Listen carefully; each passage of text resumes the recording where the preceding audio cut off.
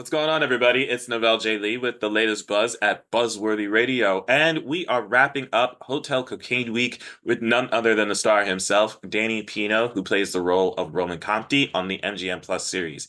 It's always a fun time when we have Danny here on the show, and we got to talk about the upcoming episode that airs this Sunday. We also talked about his time on Cold Case, and we even got to talk about when he did the live script reading at the ATX TV Festival for the Norman Lear tribute. Never a dull moment. Here it is, Danny Pino on the BUZZCast. Check it out. I been a fan of yours for so long, and we've already talked about how much I've enjoyed your work and how much I appreciate you as an actor, and I'm just glad I was able to talk to you again. So thanks, man. No, the other way around. Thank you for having me. Thank you for shining a light on our show. You know, the cast that you see on screen, uh, we represent at least 150 to 200 people in the crew who've given so much to bring this story, these characters, this world of 1970 in Miami to an audience, and so we're always really, really happy to talk about our show, if not for our own personal efforts, but because of the efforts of the Hotel Cocaine family, as it were. Absolutely. I mean, this show, I've never talked about it enough, but I just talked about it yesterday when I had Erniel Baez on the show. I was just like the fashions of the show. I know we talked about it briefly when we were in person at ATX, but just the style of it all, just the flashiness of it all, it's just another reason why I was so attracted to the show. I mean, obviously the soundtrack is also, on point, but of course, but the style, the glamour of it all it's absolutely entertaining to see that, and that's one of the things I love about period pieces, and just you just bring the flavor. That's the best way of saying it. Well, I appreciate that. I mean, kind of like I said just now, the actors really get a sense of the character, but you know, uh, Adela, who is our wardrobe designer, Raimundo, our production designer, who puts us in the space of the mutiny and in all the other sets, the hotel rooms of the mutiny that all have their own theme, uh, our cinematographers, Yeah. the directors. I mean, the writing, the lighting of it, and like you said, the music. You Yeah. know, all of that plays such a huge part in making the authenticity of our show not only realistic, uh, but I feel like our show really heightens the sense of the 70s, right? It's like Yes. the people I've spoken to who lived through that era in Miami, that was such a transformative era in Miami. It really changed the tone and the shape and the face and uh, the culture of the city, certainly the economics of the city. The people who lived through that. I've had an opportunity to speak to some of them now that we've aired 3 episodes, Yeah. and from what I hear, uh, we've achieved a certain level of authenticity. Uh, but then, in addition to that, it's what Chris Brancato was hoping. Our main writer and showrunner was hoping to achieve is this heightened sense of reality of the mutiny. I had somebody very close to me who went to the mutiny quite often say about our show, it's like the mutiny but better. You can't get a better compliment than that. So that's a true testament to obviously Chris and everybody that's involved, Maurice as well, Maurice Compte. And I even said this comment with Ernie the other day is that I appreciate the fact that that level of authenticity is there, not just with the Club Mutiny and the Mutiny Hotel itself, but also with the characters involved, and with the Cuban culture and just how it's written, not offensively, but to the point where we're respecting it. Like we're watching it and we respect it. So I think that's another reason why I think a lot of people are responding it to so well. No, I think you just again, your fingers right on the pulse. The fact that Maurice has been able to contribute not only his father's, uh, experience as the general manager of the mutiny, but also making it so that a show is highlighting the Cuban American experience. And I think it's important to also mention that the Cuban American experience is very broad and vast. Yeah. Like to be able to truly capture the Cuban American experience is impossible in one show Yeah. or film. You know, I think the vast majority, in fact, I know the vast majority of Cuban Americans were not involved in anything that had to do with drugs or cocaine or anything of that nature. Um, it was a very very select few, uh, but they lived their lives feverishly, and I think that that's what makes telling that story interesting. Is that seemingly every decision is life and death. Yeah. And so, but I think it's no different than watching, the Italian Mafia or, watching The Godfather of Harlem Hmm. or watching Boardwalk Empire. You see all of these different cultural groups, ethnic groups uh, within our country trying to get a leg up Yeah. economic or in terms of, power and whatnot. Uh, but as we all know, that's such a small minority of Right. that group. I just think it's obvious, but it's important to state that that is not, the overall Cuban American experience. But for me, it's really fun to be able to, you know, play characters that I would have met or, sort of, would have heard about in Miami, and to be able to use our culture and our language. Yeah. Spanish in Miami is just thrown around sort of so casually. To be able to I go heard that. Yeah, I heard that. between Spanish and English, that Spanglish is authentic not only to the period but to modern Miami. Absolutely. So I know I've seen the fourth episode, so I'm just preparing all of you now. I'm just going to give you a little bit of a spoiler alert for what's to come in this one. So it's the holiday season right now in Miami. That's happening on episode 4.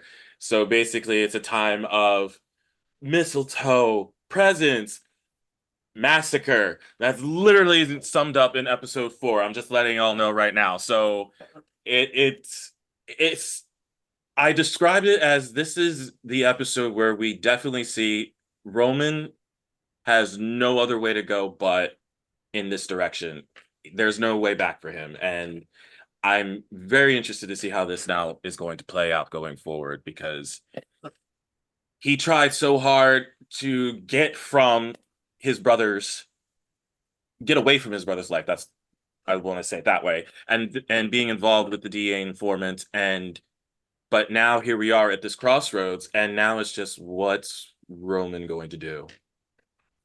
So I think that's really the best part about this episode is just you're just basically going to see Roman has really no other place to go but in this direction. And once you see it all play out, guys, you'll understand why Roman is making the decision he's making. So I could not have described the episode better than that. It's exactly what happened. What happens in episode 4, but Roman kind of warned everybody in episode 3. he did though. He did. So I figured in that episode, we can talk about this a little more freely since this aired, guys. But so I did feel that something was going to go down with Roman come episode 3, especially at the end. For those of you who haven't seen it yet, spoiler alert for you guys. But in episode 3 at the end, where that pivot happened to where Nestor's life was saved because even I was kind of shocked when I watched it originally. That was where it was going to go. And then when it did happen that way, I was going, oh crap. So what is Roman's game in this whole entire thing now? So now my mind even kind of went left because I was not banking on that happening at all. I honestly thought Nestor was going to get taken out, but the fact that he wasn't it really did a mind F on me at that point. I love that. I mean that just it speaks to uh, you know, Chris Brancato's acumen in writing this world, right? And Yeah, taking characters to the edge, and you think that's, certain action is going to take place when in fact it's been building towards this sort of inevitability that of course it would go this other way. Uh, absolutely. yeah, yeah, no, I think, and what you said is absolutely right. Episode 4, in a lot of ways, is a point of no return. Yeah. It's we got some interesting characters coming in this episode. We got the introduction of Ray Dorado officially. He was mentioned in the previous episode, but we now get to see him in this one. So we did talk to Erniel about that. Yeah, So that's going to be interesting. I'm excited for that. Uh, Erniel Erniel is so great in this. Ray Dorado is yet another character added to to the ensemble that is who's larger than life. He's this banker who seemingly has you know uh, a lot of control yeah, in not only the mutiny but in Miami. Uh, and I think you're going to find that Erniel and Ray Dorado, his character, are going to be pivotal to the the pieces that are moved along the chessboard. I said this to him when we were talking, and I said when I saw episode 4, I was like, this is the episode where it jumps completely off, and he just starts laughing, and the only thing he says to me is, "You're not ready for what's ahead. You're not ready for what's ahead after episode 4. You think you saw what you saw now, and you think that was crazy? Wait until you hit episode 5 all the way up until the end." And I was going, I've heard, but you know what? This makes me feel good because I mean, honestly, the end of this episode on Sunday, guys, it's not just on Roman's part, but there's so many facets that you're going to see just in the last 10 minutes alone for a lot of these characters. You're going to sit there and go, holy shit. Man, Literally. you sell this show so much better than I do. I think from now on, you're coming with me to do all the interviews to talk about the show. I mean, really, uh, I that mean, you saw me when I was there. It was just so funny. So guys, if you haven't watched the interview with us three, it was me, Danny, Mark, Feuerstein, and Yul Vasquez.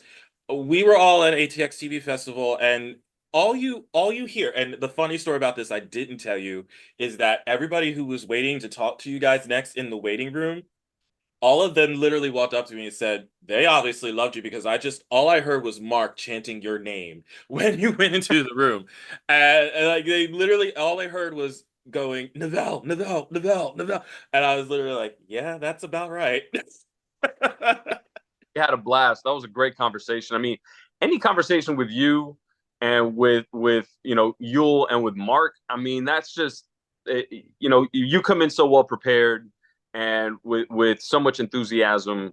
And you know the show really well. Like I could tell that you're following along. The storylines sometimes can get divergent, and so And that's a good thing about this show. That's as it was evidenced in last week's episode that premiered. That was that one part where it pivoted in such a way where I didn't think it was going to go. And that's really what's so interesting about it. Even with episode 2, and one of the things I actually said this to Laura Gordon, her and I actually messaged the one day, and I literally said to her in episode 2, I was like, "Oh, so they had your character do that. Good for you, but also not expected."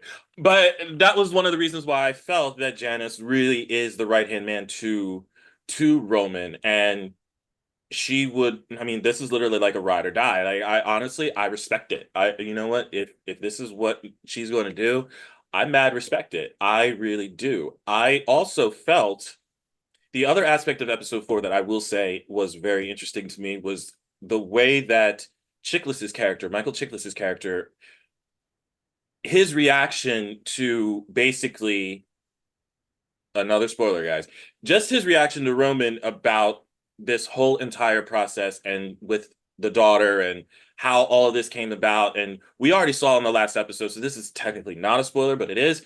Um, with all the information that he now has, it's time to, we can release him. We can release Roman from this project and go about our lives. And then it doesn't necessarily happen that way. And I just was very enthralled at the fact that you see this tough guy, and believe me, you worked with him even prior to this on The Shield for a few episodes.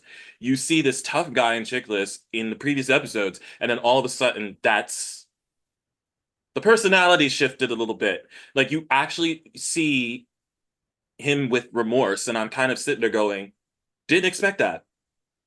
Wasn't expecting that.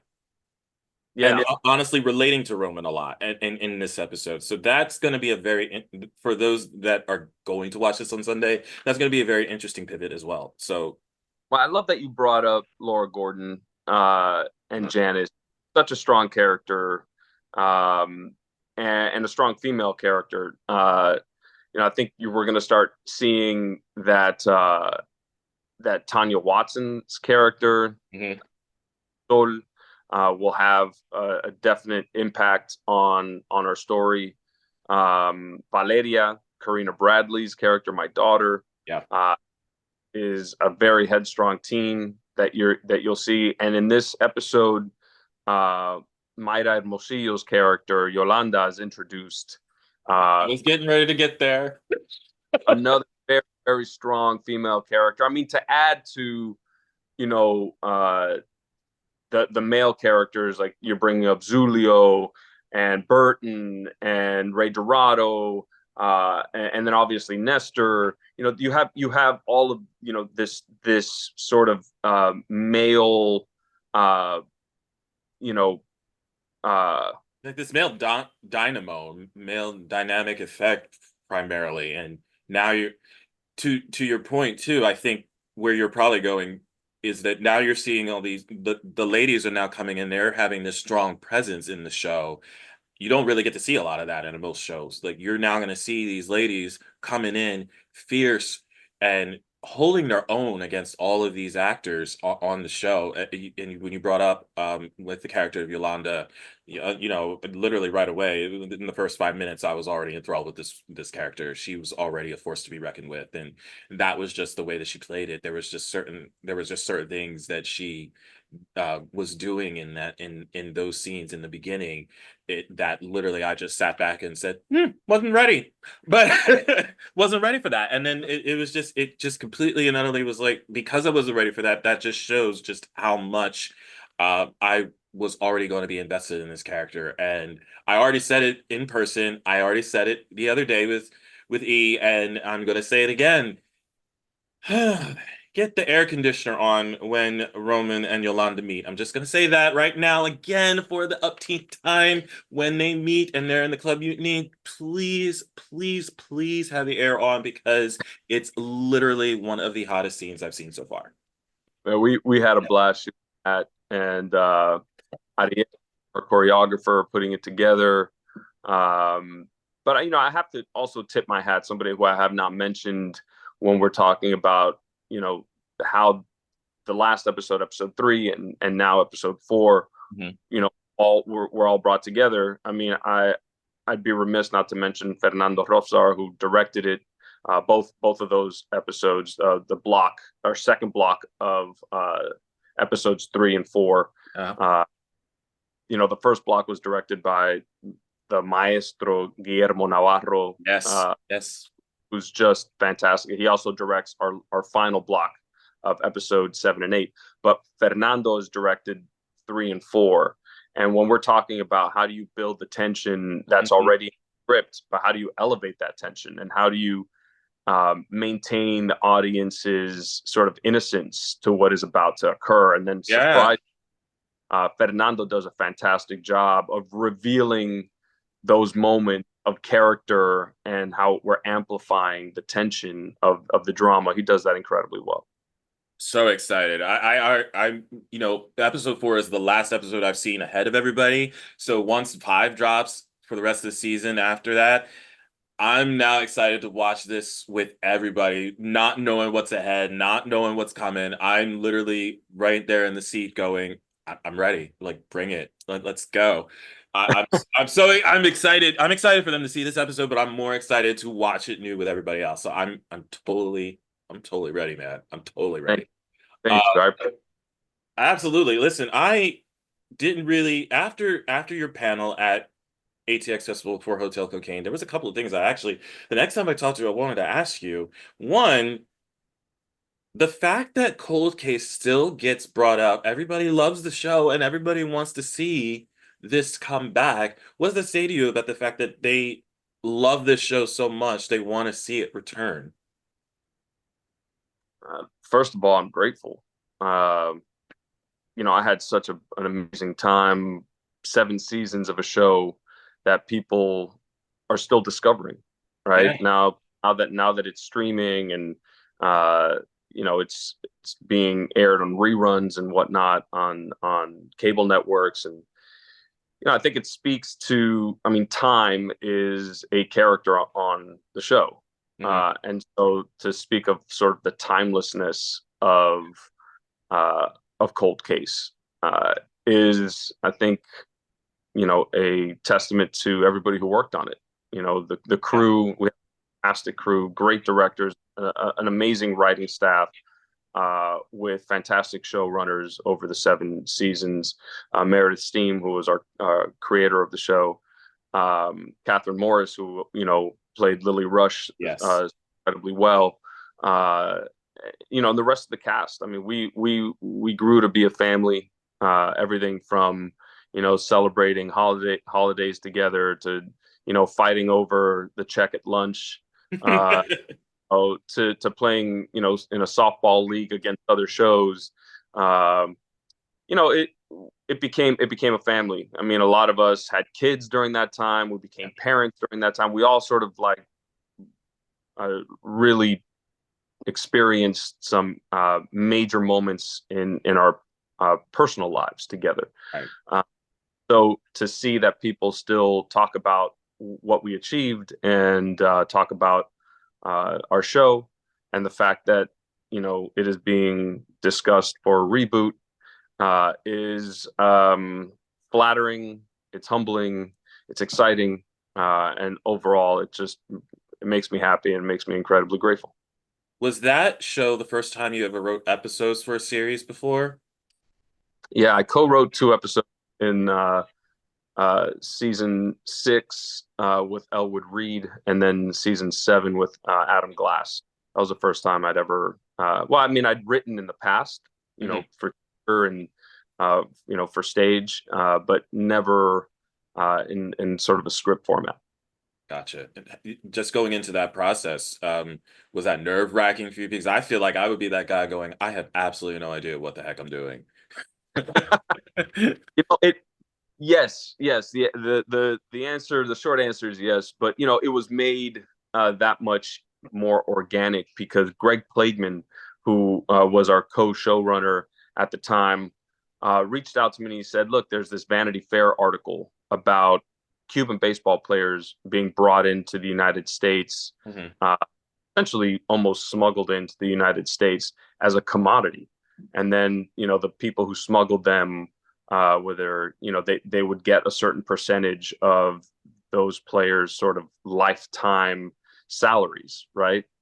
Their contracts, and so it was a really interesting article, kind of nefarious and underworldy, in terms of the dealing as to how it all went down, but also with the geopolitics of these players could gain their freedom, and be out of this, repressive, uh, you know, totalitarian system in Cuba, right? Yeah. And be able to achieve their dreams, right, and the dreams of their families, right, and not be held back and imprisoned on their own island, right?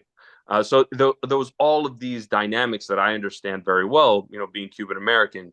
Right. So after reading like the 20-page article of Vanity Fair, uh, Greg said, "Look, let's have lunch, Mhm. and I'm going to write the script, but I'd love for you to give me sort of like color commentary on the culture and whatnot. I want it to be authentic." So Ah, about a week later, we sat down at the commissary at Warner Brothers. And as soon as we sat down, he said, "So what did you think of the article?"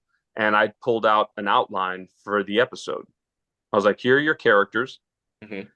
How these are the flashbacks. Here's the music that we're going to use, right? We have Celia Cruz, we have Benny More, right? We I had a bunch of different Cuban artists that Yeah, I knew the format, having been on the show for 6 seasons, doing 22 to 24 episodes a season. right. Uh, I knew the way the show was constructed. And so the minute I took the outline out and he looked at it, and by the way, the outline was way too long. I mean, it was from a 3 hour episode, right? It was like, it Gotta was way too. shorten this to like an hour, basically 44 minutes sans commercials, guys. Yeah, exactly. Uh, but I think from that point on, he said, "You know what? I think maybe we should co-write this together." Right, Uh, and so that's what really opened the door. And because I had his blessing, he then said, "Look, my duties as showrunner is, they're too extensive, and I won't, in fact, be able to co-write it with you. Would you want to co-write it with Elwood Reed?" And Elwood is a fantastic guy and a great writer, and we got along very well. And in a lot of ways, having a co-writer, being able to bounce things off of Elwood, who's 6'8" and was a lineman at Michigan, so bouncing Elwood real easy. Uh, it made navigating those nerves and made navigating sort of that pressure of writing an episode much easier. That's awesome. And could you ever see yourself writing an episode of Hotel Cocaine in the not too distant future? Oh wow. Huh. You know, I'll answer that in saying that Chris Brancato and Michael Paynes, our two main writers on the show, are incredibly collaborative. They And very, they there really are.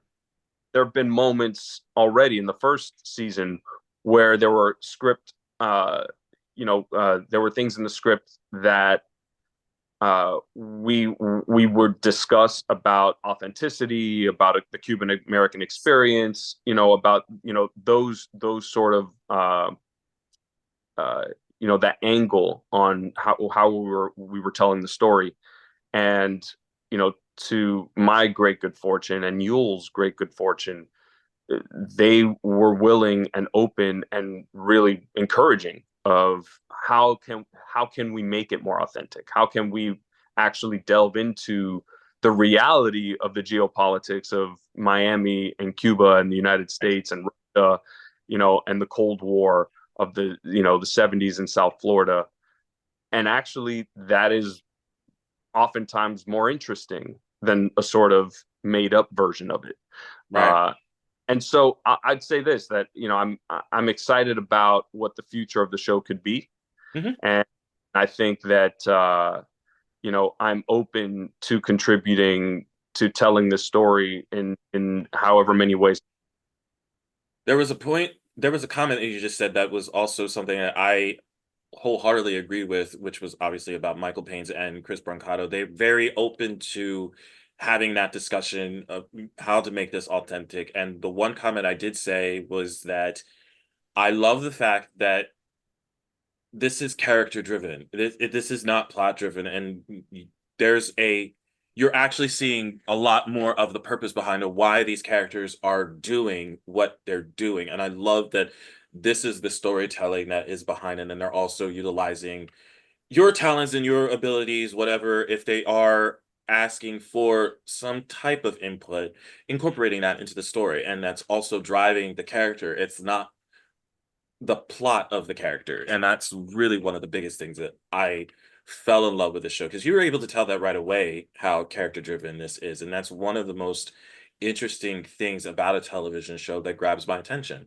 And it has that in spades here on this show. So it's really refreshing to keep hearing that from everybody who I have talked to about the show. So that's really, really, really great. And the other question I did have for you was I watched the Norman Lear panel. You were Arthur Harmon you did the script reading for Maud, which was the episode of Maud's Dilemma, which involved Maud's abortion. How much fun did you have doing that? Because I was told I was having a good time watching, apparently, because I didn't think people were watching me have a good time. But I enjoyed it. I thoroughly enjoyed it.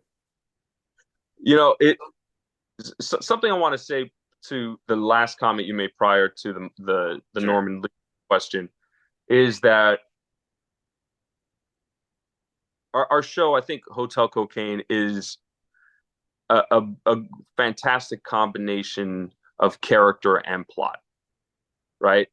I've watched and I've been a part of shows that are, you know, balanced towards the plot more, Yeah, and you lose your connection to the story because you're not connected to the characters. correct. I've been a part of, you know, productions that are much more character driven, and it starts to get flat and you start to lose your interest because there's not enough plot. Like, what is the story? What's the What are they story? trying? So I feel like the the shows that I like to watch, or maybe are the most successful, are the ones that have that balance between plot and character, and that character sometimes drives you towards that inevitable plot Yeah, twist, or vice versa. The plot, you get to a situation where you can't get out of, and the character's revealed through that, right? So that combination, I think, is vital, and it's one of those things that with Hotel Cocaine, uh, through Chris Brancato, through the direction, through our writers, with this fantastic cast, that if you ask them, listen, you need to invest in the character and bring something that's not on the page to the screen. This cast is more than happy and more than willing to step up to that, right? yeah, Um, but I think it's also important to say that MGM Plus is a platform that isn't looking at its watch. It's not looking at the clock saying we need to be out of this in 48 minutes with commercials. We need right. to move. So you need to cut all the air out of the episode. And what you end up having in a lot of those situations where you have a network that takes all the air out of a scene Hmm. is oftentimes when human beings have a conversation, the silences speak more than the words. Right. And when you're paying too much attention to, well, we have to be out of this in 46 minutes, what usually gets sacrificed the most, oftentimes, are the silences, are the pauses, are Yeah. those moments that aren't scripted, that pay off, whether in that scene or later on, right? uh, and so that's one of the things that I'm excited about being on this platform. MGM Plus, it feels like you're not trying to go and sell something. You're the Yeah. only thing to sell is the authenticity of the story and of the characters, and that allows us to sort of tell the story the way that we're telling it. Um, and so now going back to Norman Lear, I had the great good fortune, the distinct honor of spending some time with Norman Lear when I was on One Day at a Time. Yes. Justina Machado and Rita Moreno, Tony Plana, and that fantastic cast, and Gloria Calderon Callet. It was, I mean, to be in that room with him and to understand uh, his contribution to the history of television, uh, and the history of our country, frankly, bringing up important issues that weren't easy to talk about, maybe still aren't easy to talk about today, Right. uh, but that are important for us to discuss and kind of see each other uh, as human beings, right? and Yeah. not as and not as issues, right? We're human beings that have to deal with our Like how you lives. said that. I like how you said that. Agreed. Um, but to be a part of that reading, I'll be honest, it was I was nervous, man, because there Really? was, oh yeah, I was nervous. I mean, we did the read through, and I was laughing so hard because the whole cast was so funny, and you know, I, I've done theater, you know, in the past. It's something I love to do. In fact, I did a play right before COVID, and Mhm. uh, it it reignited sort of my love for live performance, and that night was the closest thing that I'd felt to that since being on stage in, I think it was like 2019, right before the pandemic. Yeah. Uh, and it shouldn't have been as surprising as it was for me, but at the read through, we're going through it, and I'm laughing kind of under my breath at all the lines that are being said. It's kind of quiet. There's nobody in the theater, right? So we're just going through it. We're like, okay, yeah, this is fun. This is going to be great. I was a little nervous, whatnot, but the minute you step out with the audience and you start hearing the feedback, and people are laughing at these lines, and you're like, I knew this was funny. I was hoping that they were funny. Uh, it turns from being okay. This is kind of nerve wracking. The minute you have uh, that other character, in the audience, that takes some of the timing of the scene away, or they add to the timing of the scene because you have Right. to wait, laugh, and whatnot, and the whole cast starts to ride this wave that Norman Lear was riding, was when he was producing and writing these shows. You just felt sort of that energy of the evening, uh, and the nerves went away, and it was really about telling this story and enjoying time together. It was such a great experience, and for obvious reasons, the episode that they used for that obviously was, hmm, as you said, it may not be the easiest story to talk about, but it's something that we need to talk about. And but it was very well done. So very happy I got the chance to see that for sure. And man, I don't know where the time went, but this has been probably one of the most fun I've ever had with you. This is the longest we've ever had the chance to talk. And I was so glad we ever got to do it. Man, Me too, Novell. And thank you so much for really championing our show. It means a lot to us. We were in the Dominican Republic, kind of off and on for almost 5 months, 4.5 months, and it was a little bit of a vacuum, right? When we were doing this, and we were hoping that people would respond to it, kind of in the same way of doing a read through without an audience, and then all yeah, of a sudden there, and you start to get the response. So I think we all appreciate your enthusiasm for the show. We appreciate you giving us a platform to promote our show, and to maybe expand the audience, so that they can enjoy it too. absolutely. I mean, and also too, just a quick comment, just seeing everybody together.